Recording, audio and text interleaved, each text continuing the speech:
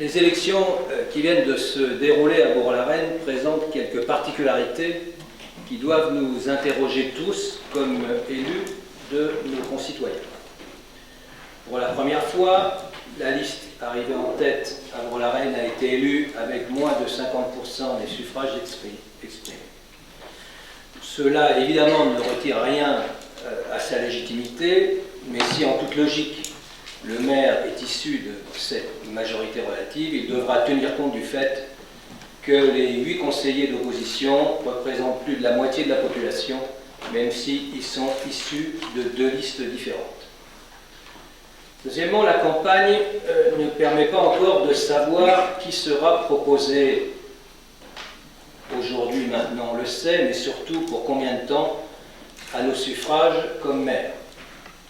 Le curieux binôme continue à nous interroger comme il nous a interrogés durant la campagne.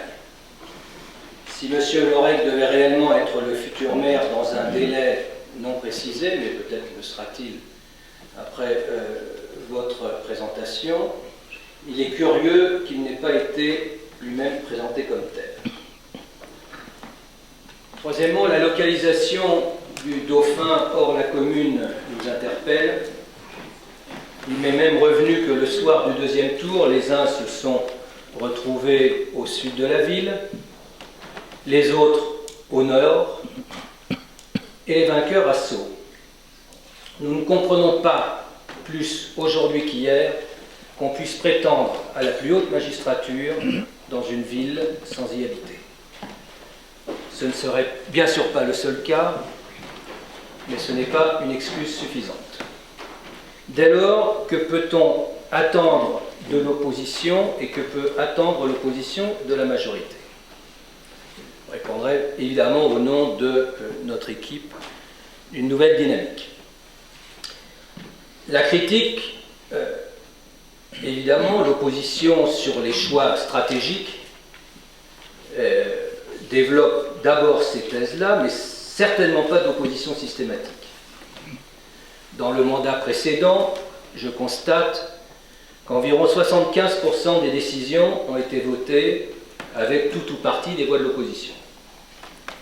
Nous continuerons sur cette base, c'est-à-dire que nous voterons tout ce qui semble utile à la population et contre ce qui nous semble aller à l'encontre de ses intérêts.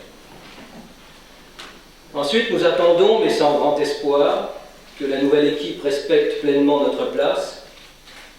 Pas de culte du secret, accès aux données, vrai débat au sein du conseil municipal et pas simplement au sein des commissions, écoute, voire reprise de certaines de nos propositions. À mon souvenir, en 6 ans, aucune de nos propositions n'a été retenue. Et bien sûr, respect des personnes. Et si je dis sans grand espoir, c'est que bien sûr, j'ai avec d'autres l'expérience des 6 années du mandat précédent et pour mon collègue Jean-Pierre Letron de quelques années supplémentaires. Autant vous dire que je ne suis pas optimiste, que nous ne sommes pas optimistes, comme nous ne le sommes pas pour notre ville.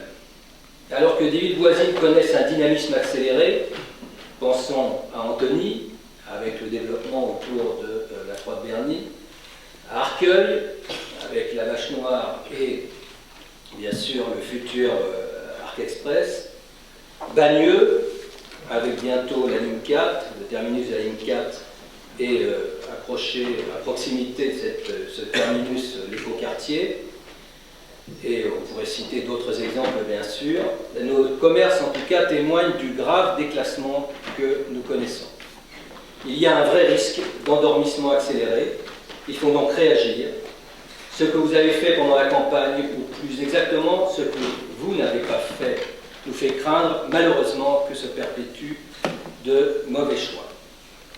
Nous continuerons pour notre part, bien sûr, le dialogue au sein du conseil municipal, mais également, et peut-être d'abord avec la population, espérant un sursaut des membres du conseil. Je me présente donc à la candidature. Je présente ma candidature au poste de maire. Je vous remercie. Merci, M. Petchanski.